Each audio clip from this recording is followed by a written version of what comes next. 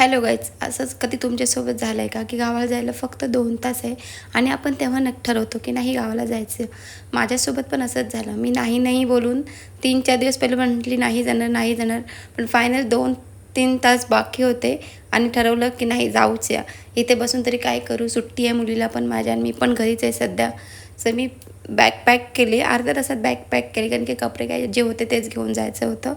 आणि आम्ही निघालो. मी ठाण्यावरून मिस्टरांनी ठाण्यापर्यंत सोडलं मला आणि तिथून मी रिक्षा घेतली आणि भांडुपला गेलो, कारण की माझ्या मोठ्या भावाच्या घरी जायचं होतं आणि तिथून गाडी होती गावाला जाण्यासाठी. ठरलेलं बाईकवर जायचं, पण गावावरून सांगितलं, फोन आला मोठ्या भावाचं माझ्या की पाऊस आहे म्हणून गाडीमध्येच आहे, भाऊ येते त्यासोबत.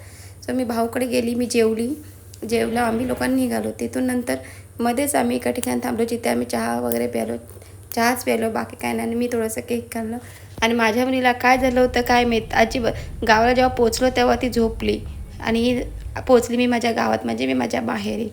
आणि आम्ही बरोबर किती वाजता निघालो, आम्ही 10:30-11 वाजता काय निघालो आणि आम्ही पोचलेलो 2 वाजता आम्ही घरी पोचून गेलो होतो. सो बस रात्र झालेली खूप, म्हणजे झोप तर अजिबात आली नव्हती, पण 2 वाजलेले आणि 2:30 वाजले, सगळे झोपलेले होते. आम्ही पोचलो आणि पोचून पहिले चेंज करून घेतलं मी आणि त्यानंतर बस सर्व झोपून गेले, मीच एक जागी होती. सो असं बाय.